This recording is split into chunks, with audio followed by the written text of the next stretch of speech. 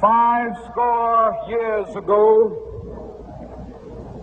a great American in whose symbolic shadow we stand today signed the Emancipation Proclamation.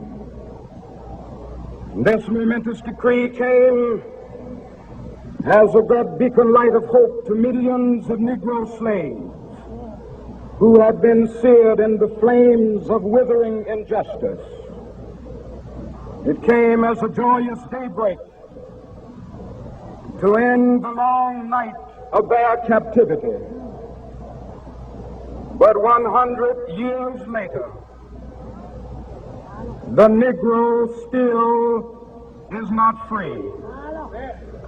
100 years later, the life of the Negro is still sadly crippled by the manacles of segregation and the chains of discrimination. 100 years later, the Negro lives on a lonely island of poverty in the midst of a vast ocean of material prosperity. 100 years later, the Negro is still languished in the corners of American society and finds himself in exile in his own land. And so we've come here today to dramatize a shameful condition. In a sense, we've come to our nation's capital to cash a check. When the architects of our republic wrote the magnificent words of the Constitution and the Declaration of Independence, they were signing a promissory note to which every American was to fall heir. This note was a promise that all men, yes, black men as well as white men, would be guaranteed the unalienable rights of life, liberty, and the pursuit of happiness. It is obvious today that America has defaulted on this promissory note insofar as her citizens of color are concerned.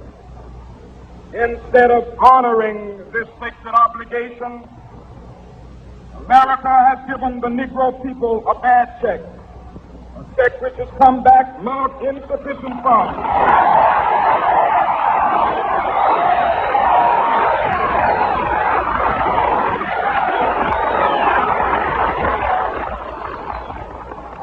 But we refuse to believe that the Bank of Justice is bankrupt.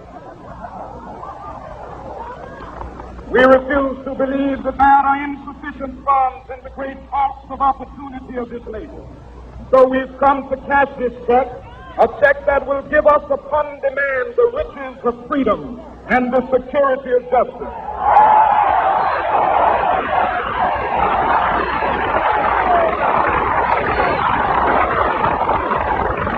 We have also come to this hallowed spot to remind America of the fierce urgency of now. This is no time to engage in the luxury of cooling off or to take the tranquilizing drug of gradualism.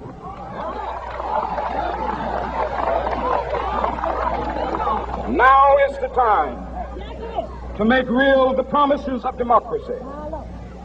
Now is the time to rise from the dark and desolate valley of segregation to the sunlit path of racial justice. Now is the time to lift our nation from the quicksands of racial injustice to the solid rock of brotherhood. Now is the time to make justice a reality for all of God's children. It would be fatal for the nation to overlook the urgency of the moment. This sweltering summit of the Negro's legitimate discontent will not pass until that is an invigorating autumn of freedom and equality. 1963 is not an end, but a beginning. Those who hope that the Negro needed to blow off steam and will now be content will have a rude awakening if the nation returns to business as usual.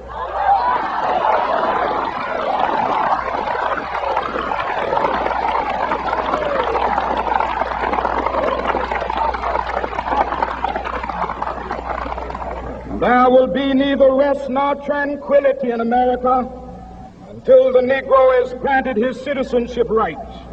The whirlwinds of revolt will continue to shake the foundations of our nation until the bright day of justice emerges. That is something that I must say to my people who stand on the warm threshold which leads into the palace of justice. In the process of gaining our rightful place, we must not be guilty of wrongful deeds. Let us not seek to satisfy our thirst for freedom by drinking from the cup of bitterness and hatred.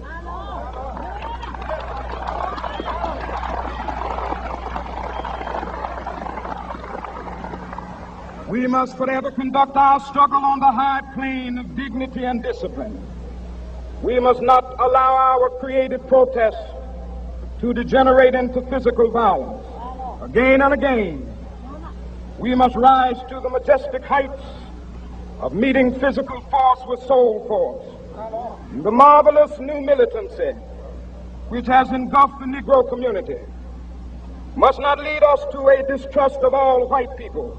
For many of our white brothers, as evidenced by their presence here today, have come to realize that their destiny is tied up with our destiny.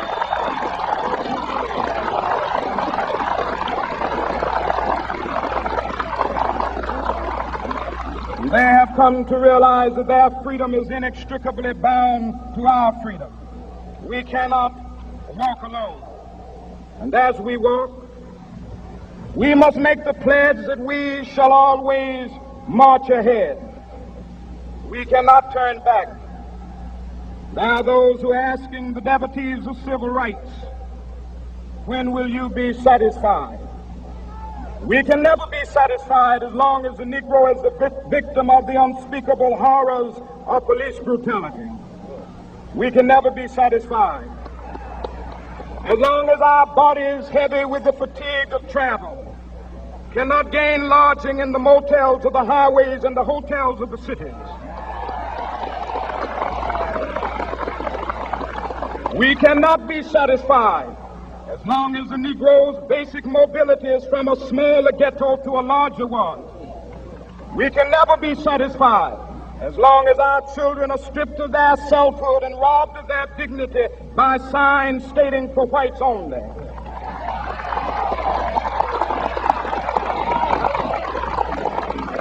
We cannot be satisfied as long as a Negro in Mississippi cannot vote and a Negro in New York believes he has nothing for which to vote.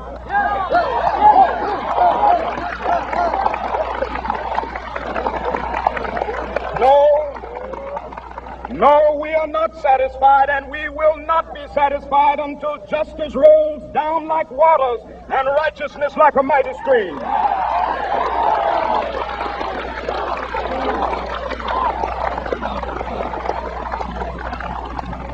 I am not unmindful that some of you have come here out of great trials and tribulations. Some of you have come fresh from narrow jail cells. And some of you have come from areas where your quest for freedom left you battered by the storms of persecution and staggered by the winds of police brutality. You have been the veterans of creative suffering. Continue to work with the faith that unearned suffering is redemptive. Go back to Mississippi. Go back to Alabama. Go back to South Carolina. Go back to Georgia. Go back to Louisiana. Go back to the slums and ghettos of our northern cities, knowing that somehow this situation can and will be changed. Let us not wallow in the valley of despair. I say to you today, my friend,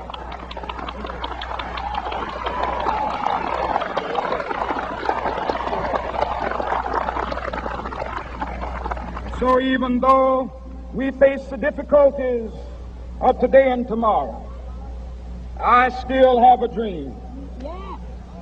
It is a dream deeply rooted in the American dream. I have a dream that one day this nation will rise up live out the true meaning of its creed. We hold these truths to be self-evident, that all men are created equal.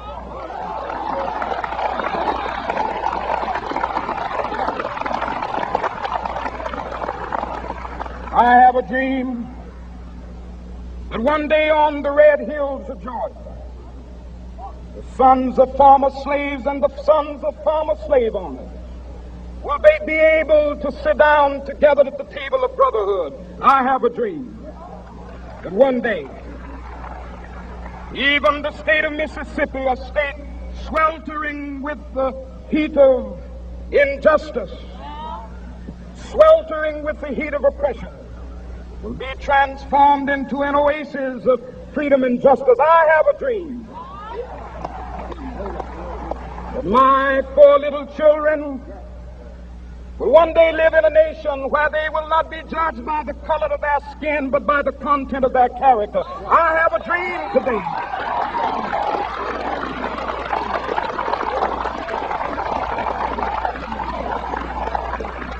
I have a dream that one day, down in Alabama, with its vicious racists, with its governor having his lips dripping with the words of interposition and nullification, one day right there in Alabama, little black boys and black girls will be able to join hands with little white boys and white girls as sisters and brothers. I have a dream today.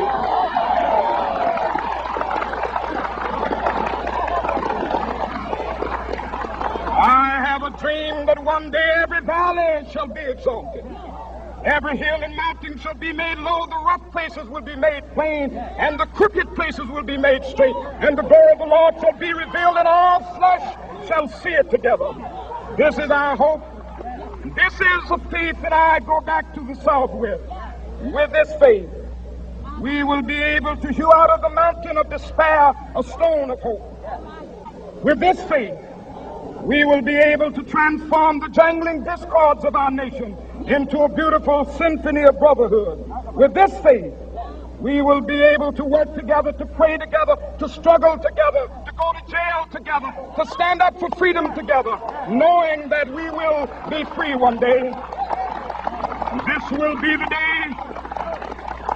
This will be the day when all of God's children will be able to sing with new meaning, "My country, 'tis of thee. Sweet land of liberty, of thee I sing. Land where my fathers died, land of the pilgrim's pride. From every mountainside, let freedom ring. And if America is to be a great nation, this must become true.